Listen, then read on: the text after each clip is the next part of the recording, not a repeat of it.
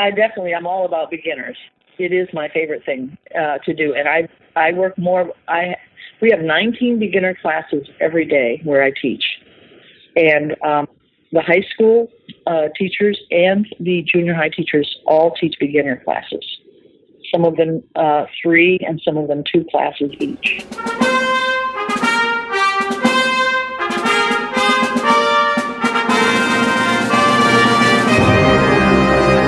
Hello, everyone. Welcome to Everything Band, a podcast that features conversations with composers, conductors, and performers of music for winds and percussion. My name is Mark Connor. I'm a composer and educator, and each week I have the great fortune to speak with and share the stories and wisdom of musicians and leaders in the band community. Before we begin, I'd like to thank all of you for listening. I really appreciate your time, and I hope that you are finding value from these interviews. I rely on word of mouth and social media to bring the show to new listeners. If you think you know 1 or 2 people who might find these interviews useful, please let them know about it. You can also help by following me and sharing posts on Facebook, Instagram, Twitter, and YouTube. Everything Band is sponsored by Celtic Horizon Arts, the leading tour operator for the arts in the United Kingdom and Ireland. Celtic Horizon Arts hosts bands, orchestras, and choirs from around the world, and they are now taking inquiries for their 2020 Band Festival in Limerick, Ireland. This festival, featuring composer Johann de May, will include clinics, masterclasses, and cultural exchanges. Bands and individual musicians are all welcome to participate and can find out more by contacting Keith Kelly at keith@CelticHorizonTours.com or find out more on Facebook at Celtic Horizon Arts. Now on to the episode and this week's guest, Lynne Jackson. Hi, Lynne. Hello, Mark. How are you? I'm doing very well. Thank you for joining me. Oh, it's my pleasure. Yeah, you were recommended to me by a listener, Matthew Hiller, who reached out to me via email and said, you really need to have Lynne on the show. And so I reached out to you and you agreed, and I'm very happy to have you. Yeah, that was so nice of Matt. I had the opportunity to work with him for 1 year, and we had a great time. Yeah. So, Lynne, can you introduce yourself for the listeners and perhaps let us know why Matt recommended you? Well, I have a lot of gray hair. That might be one of the reasons, because I've taught for a long time. This is my 49th year of teaching, and I'm still actively involved in public school. And also I teach at Southern Methodist University as an adjunct professor in music education. And I have taught the wind instrument method classes there, and a graduate class as well. And I've had a lot of experience in the classroom with kids of all ages. Currently I work with grades 6 through graduate college students. So I met Matt when I was actually retired, and I went back half-time teaching in Plano, Texas. I was teaching the 3 brass beginner classes, and that's when I got really inspired to become a mentor teacher, which is basically what I'm doing now. Yeah, you talked a little bit about that. We just mentioned that that's your position, is that you are part-time, just serving to oversee the young teachers, and I think that's terrific. Yeah, it's really fun, and it's really different than teaching children. That's for sure. So you're the perfect guest, because I'm going to release this episode. We're talking in the middle of August, and I'm probably going to have you be my next episode, because people are starting to go back to school now, and I think we may be able to talk about some things that may help some people who are heading back to the classroom this week. Mm-hmm, sure. So, Lynne, before we get started on that, can you tell me your origin story, how you got into music, and maybe some of your early inspiration? Sure, I can. It's very vivid in my memory, because it was just such an important part of my life. I grew up in southwestern Michigan, born in Battle Creek. We moved to St. Joseph's.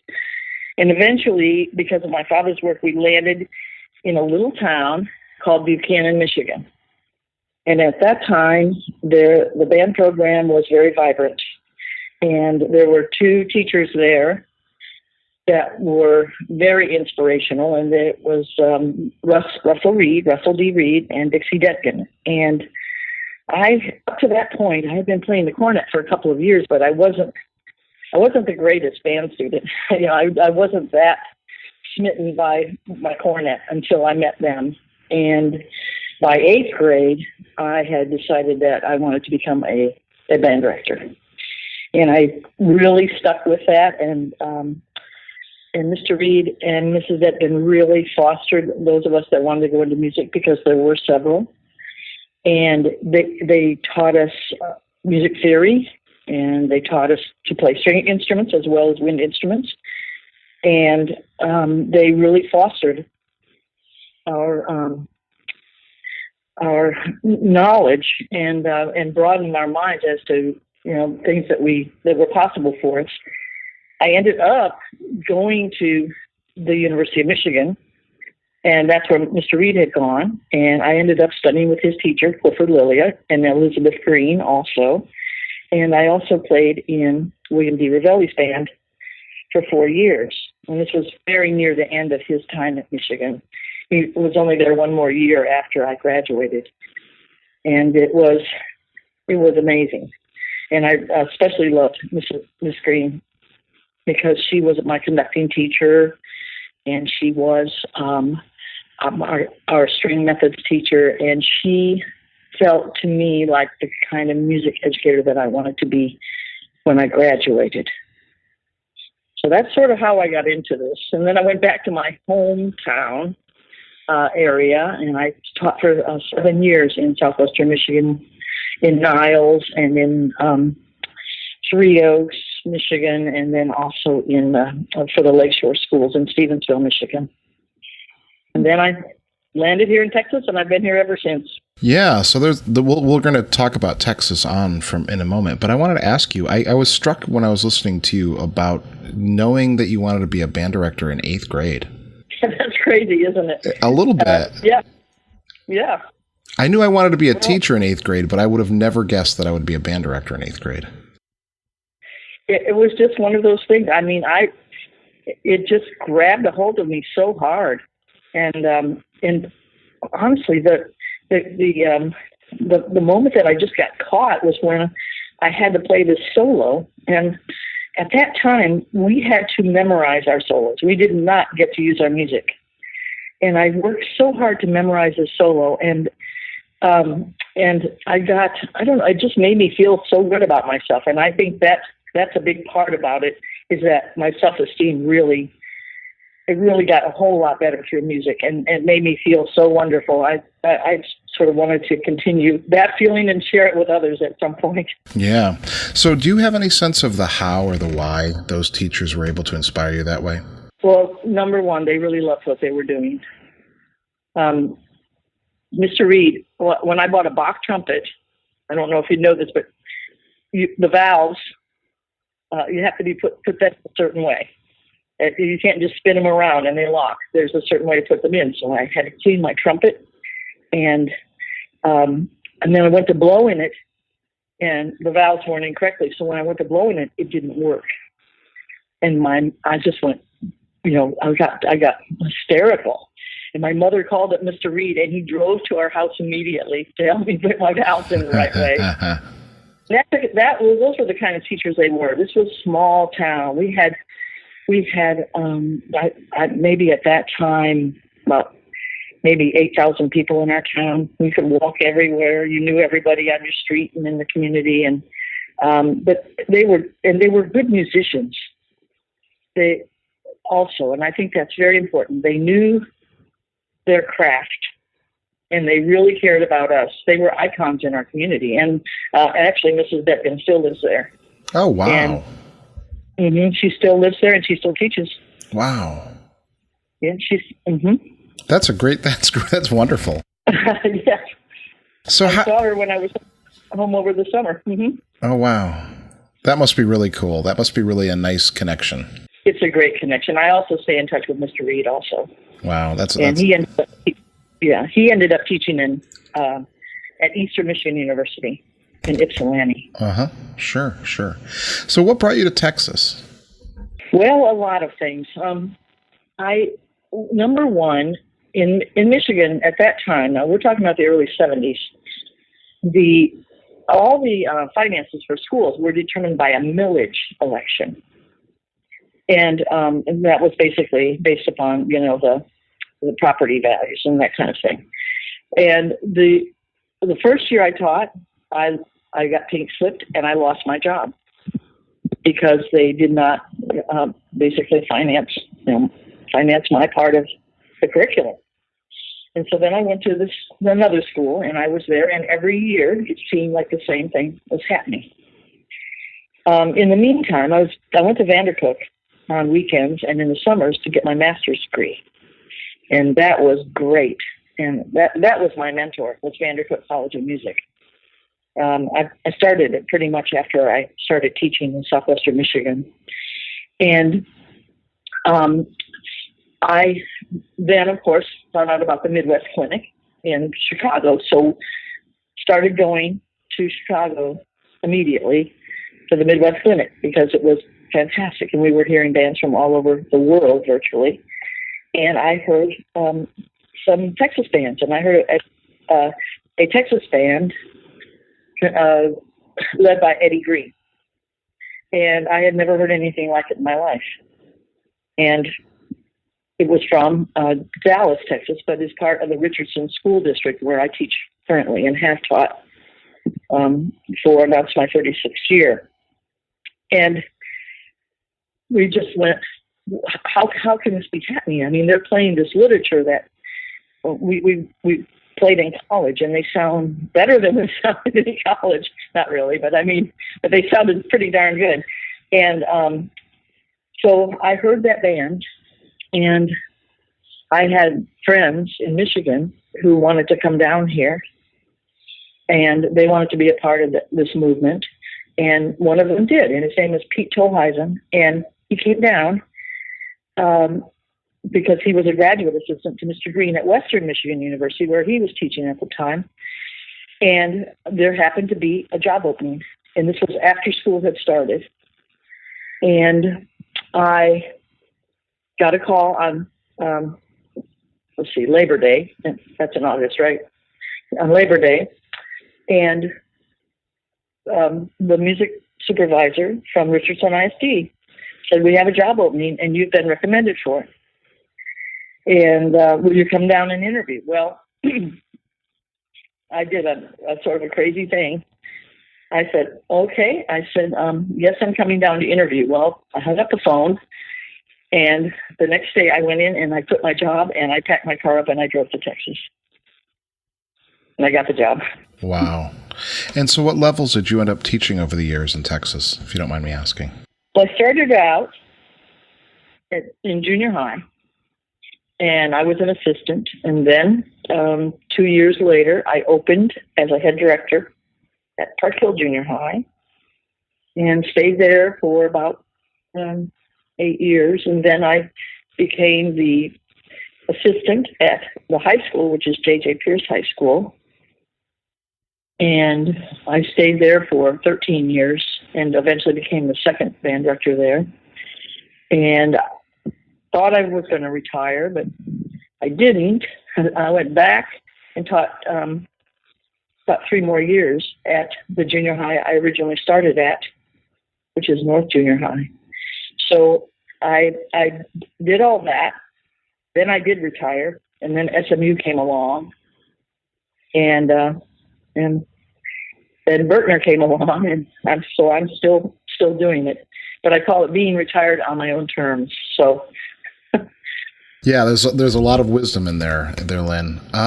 So, as you and I mentioned, as I sort of mentioned to you, this is going to be the back to school episode, and so I just announced on Facebook. It's now official because I've said it on Facebook. I'm going to be the new band director at a day school here in St. Louis 2 days a week while I try to compose more. And so I'm back to being a band director for the first time in 17 years. And I have lots of questions. I feel, because I've been a musician a long time, I feel comfortable with the teaching, but there's so many things that are outside of the actual teaching of music that are involved with being a band director. And I was hoping maybe we could dig into some of the challenges that young teachers may face, or maybe older teachers who are coming back to school for the new year. Sure. So I guess, Lynn, as you mentor students at SMU and mentor teachers in your current position, do you have a sense of maybe what the 1 or 2 biggest challenges young teachers face when they first start? I do. I think that the young teachers always worry the most about classroom management.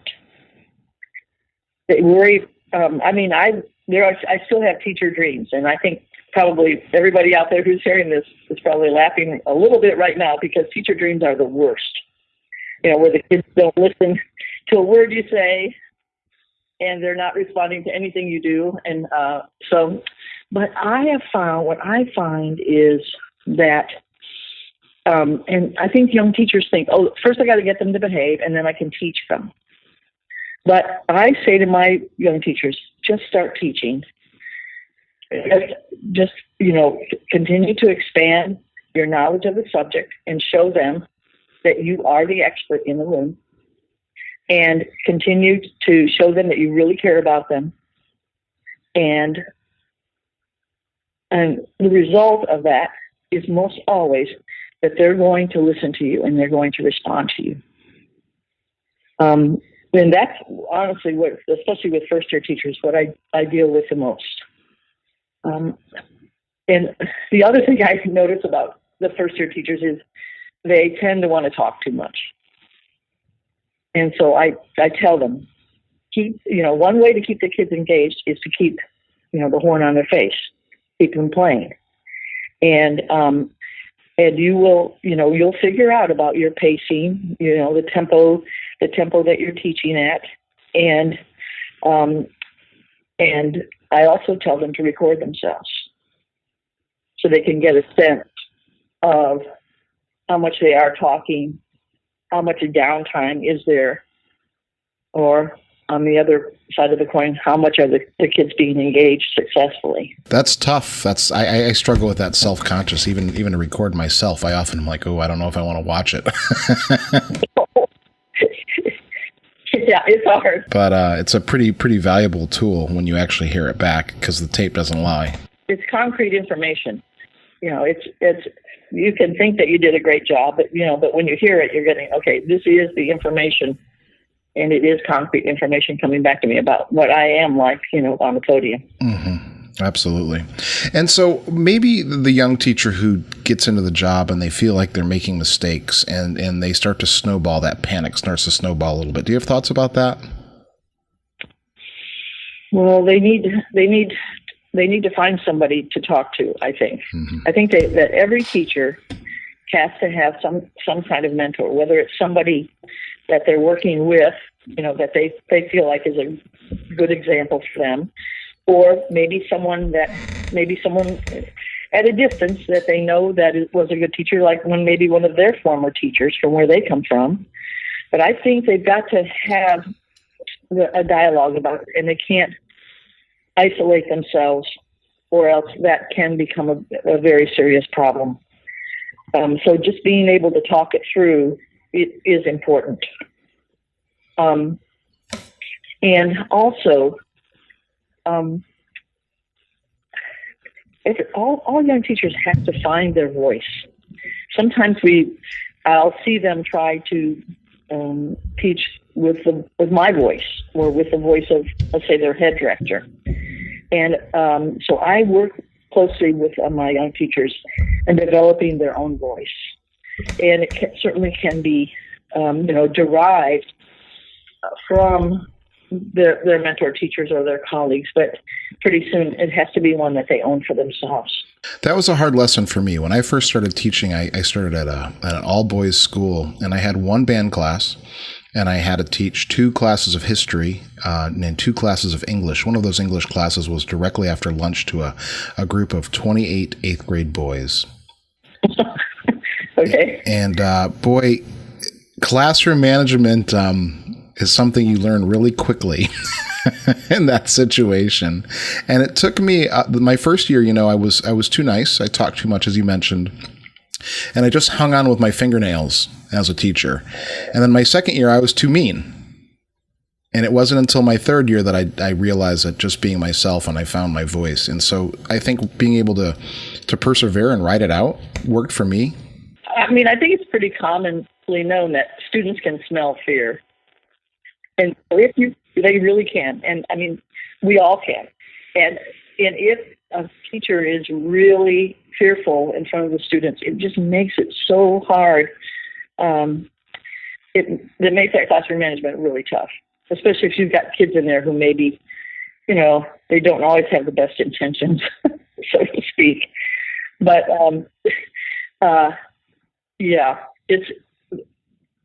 getting started is very difficult. That first year can be harrowing, and I like to think of myself, as being able to sort of be a buffer for them and show them some shortcuts so it doesn't have to be quite so harrowing. Well, I love that your school and your district has you to do that, because I had a lot of people who were supportive, and it was an independent school, so I had good support from the administration, and for the most part the kids were good. They didn't mean bad, but they were 13 and they were boys, and so I feel lucky in that.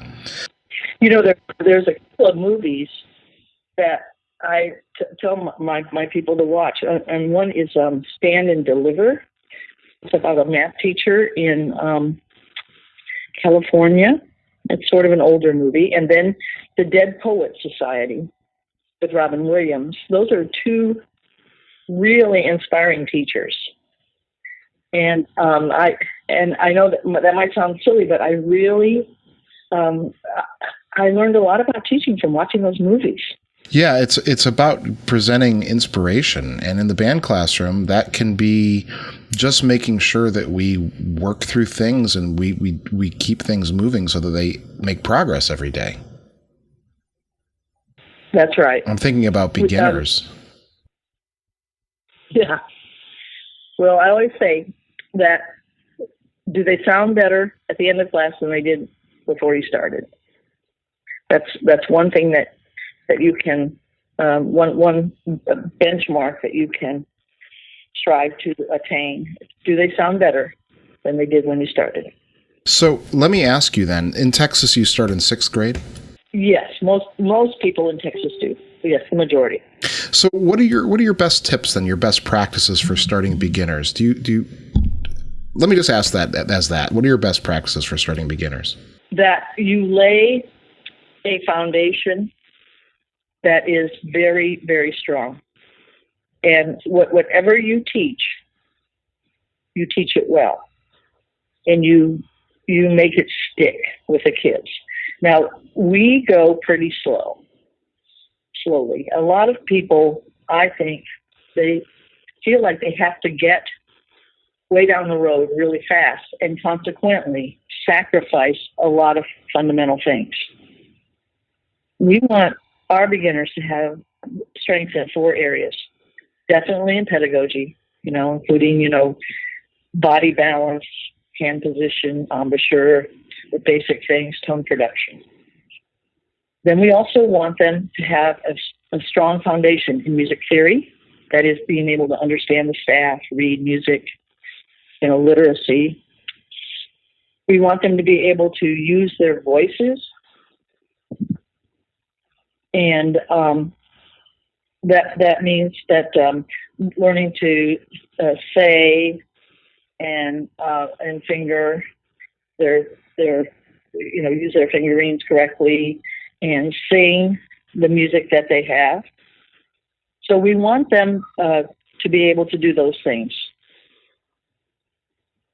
And then we also want them to be curious, and we also want to teach them to practice and to prepare for their daily classes. So I think whatever you do, set a strong foundation and build on that foundation. Yeah, absolutely. And so do you have any thoughts about that? Maybe someone who comes as a young teacher and they've done the instrumental methods classes, but they're maybe a trumpet player, and so they have a limited knowledge on some of the other instruments. What's the best way for them to continue to get better other than just being in that classroom? What would you recommend for that? Well, it depends where they live, what opportunities are available to them. But we have summer workshops all over the place that are available to young teachers. There's one called Vocal Majority, which is a double reed workshop. In fact, Matt Hiller, who recommended me for this, is involved with that. There's like Sam Houston State University offers a whole week of beginning brass pedagogy. as part of as part of one of their workshops. And also, I mean, I think what I did, my first job at SMU was teaching double read methods. Now, I had taught 33 years, and they called me up and say, "Will you come teach double read methods?" Oh, wow. And at first I gulped, I went, "Oh my gosh." And then of course I said, yes. I wanted to get my foot in the door. The next thing I did is I went and took private lessons, and I stayed one or two steps ahead of my class. And it turned out really well. So that's what I suggest. I mean, also there's some video and YouTube stuff available that can be very helpful. The University of Texas has a whole series about pedagogy on every instrument. Yeah, it's something that I'm a little self-conscious about because I last taught 17 years ago, as I mentioned at the top of the episode, and there are a lot of things I've forgotten. I picked up a flute this summer and retaught myself the flute, but I can't, there are things I need to remind myself of, and I'm not caught up quite yet, even though school starts next week. That stuff is easy. I think that knowing how to teach a really good embouchure on an instrument is the first thing. I mean, they've got to know how to do that. As far as hand position or fingerings, that's information, that you can find out fairly easy. But I think everybody's got to have the ability to teach the proper tone production. Yeah, I would agree with that. And I'm as a teacher who's experienced and someone who knows a lot of people in the area, including former college students of mine who are now teaching, I plan to bring people in as often as I can to be experts where I'm not. Yeah, that's then there again. Use your resources because you don't have to be an island no matter where you are. I think. No, and I think that's the biggest lesson that I'm taking away from my first job is that I was very much an island. I was in my mid-20s. I thought I knew everything, and I was alone. And I did. I probably knew very little in retrospect, but I don't ever want to make that mistake again. I believe in community. I believe that's why I do this podcast, that we are here to help each other. And I'm going to draw on my community to help me. That's great. Okay, Lynn, so I want to ask another question that's not related to beginners, but perhaps is also useful this time of year. What advice might you have for an experienced teacher who is changing buildings?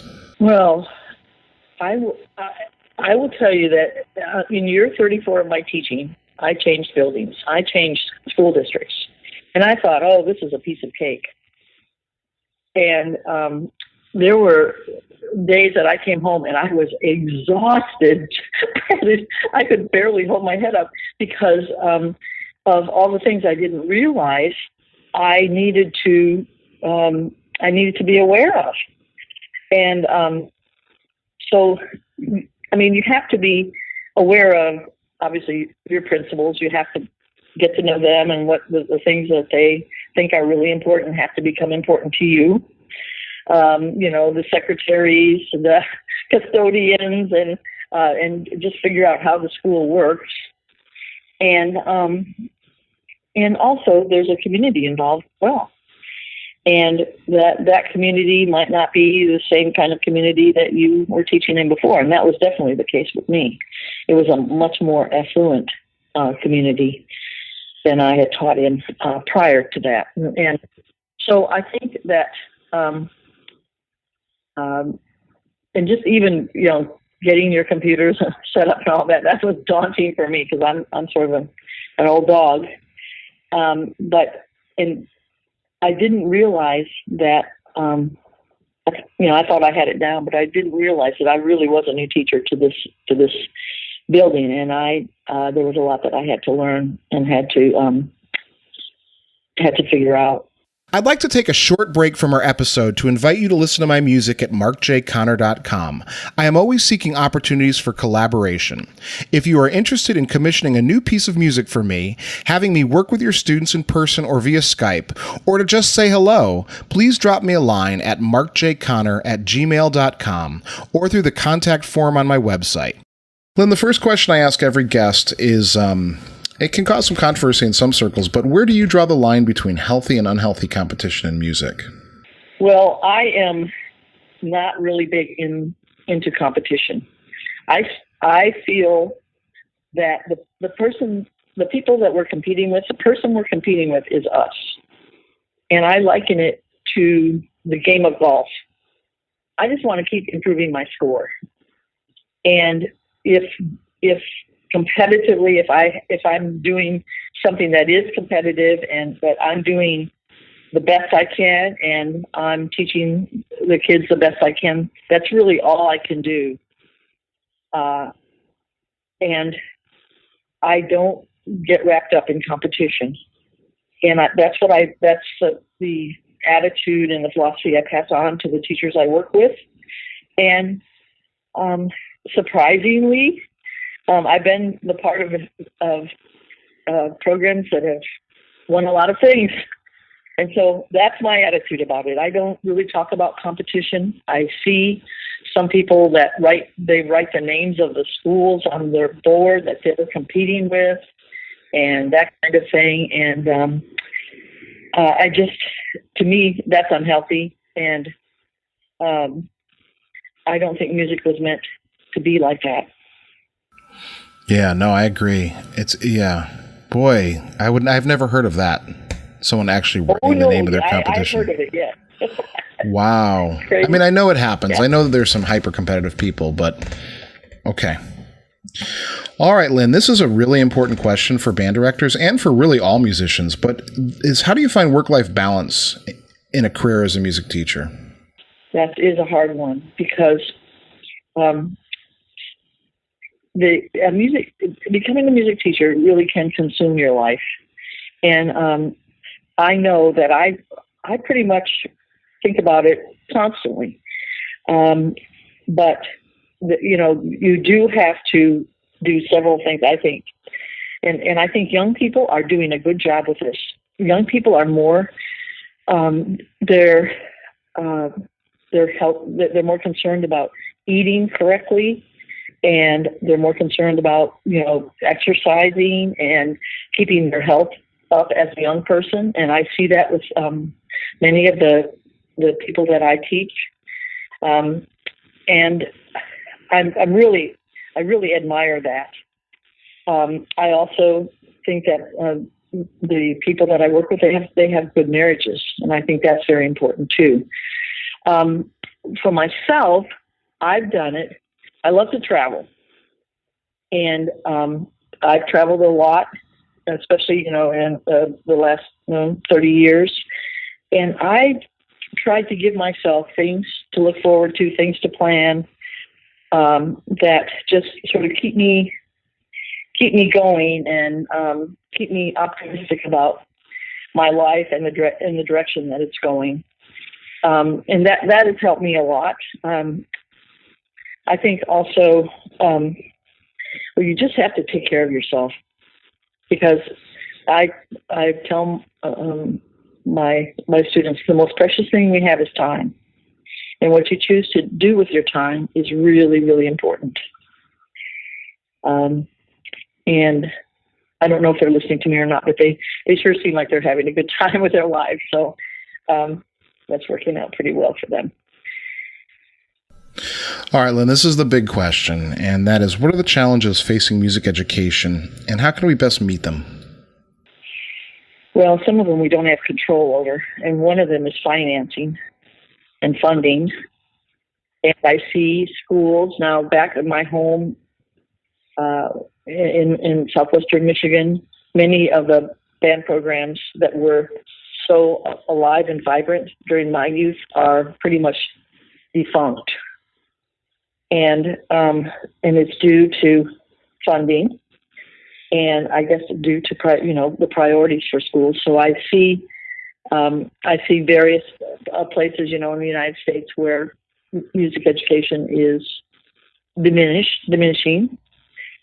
I also see that our culture is changing now. The marching band. Now where I am, we have a huge influx of different cultures. The Hispanic culture, African American culture, Indian culture, Asian. And those cultures are not always cultures that are interested in the All-American Marching Band.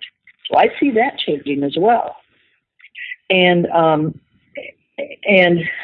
the Asian culture, is lots more about, chamber music, solos, just becoming really good players, but not so much about marching. So I think the marching band is taking a different direction as well, and we have to adjust. And I see that we're not the same school program it was in Hobart, Indiana, that William D. Revelli had, and we have to keep changing along with it. Now, one of the big pushes here in Texas is mariachi band. So we are basically, trying to live and teach in the culture that we are a part of. Let me see if I can think of how else it's changing. There's just lots more paperwork. Yeah, isn't that the truth? And the accountability has changed. You have to be so careful now with social media. We just had a whole session on that yesterday at our teacher in service. And you just have to be really, really aware of the guidelines that are handed out to you by your district. Yeah, no question. We don't have a lot of the freedom that we felt that we had during my day when we were getting started. There's no question of that. When I took this job, I had to go back and delete a lot of old tweets on Twitter. Because being a college professor is different than being a high school teacher or a middle or an elementary school teacher. It is. Yes, it is. All right, Lynn. So one of my favorite questions that I ask my guests is, what advice would you give to your younger self, perhaps the Lynn that was on her graduation and the dais at her high school graduation? Well, back then I was just worried about everything. I worried way too much, and I was an overachiever. I wanted to be the best at everything I did, and I wish I could have just relaxed a little bit more with myself. And I also wish that if I had to do it again, I would have played the piano. That's my biggest regret in life. I did not learn piano. And then I also wish, when I was a young teacher, I got put in some positions, and I did not trust my gut, and I should have. I should have trusted my gut reaction to situations, and I listened to other people who were trying to push me in one direction, and I shouldn't have done that. But I did, because I was someone who, I was an obedient child, and but I should have listened to my gut a little bit more, and I've learned to do that since then, of course. But that's, I think, be nice to yourself. Don't be so hard on yourself. I get that answer a lot. I get slow down, I get relaxed, stop worrying. I think a lot of musicians, especially coming out of high school, do you know Carol Dweck's fixed versus growth mindset theories? Oh, yeah. I think we get this fixed mindset because we're told how great, how talented we are. And then we worry about keeping that. Yes, that's dangerous. Very seen dangerous. These college kids who they get told how wonderful they are, and then they get out and they're in performance. And then they get out in the real world and they can't get a job, and it's harrowing for them. And yeah, I agree with you on that. Yeah, it's certainly one of the things that I struggle with even to this day. All right, Lynn. So I used to ask everyone's favorite work for wind ensemble or band, but I like to ask, what would be the final work that you would engage with? My favorite band piece is the Persichetti Symphony for band. I love that. I love that piece because I played it when in Revelli's band when I was 19 years old, and we played in Carnegie Hall.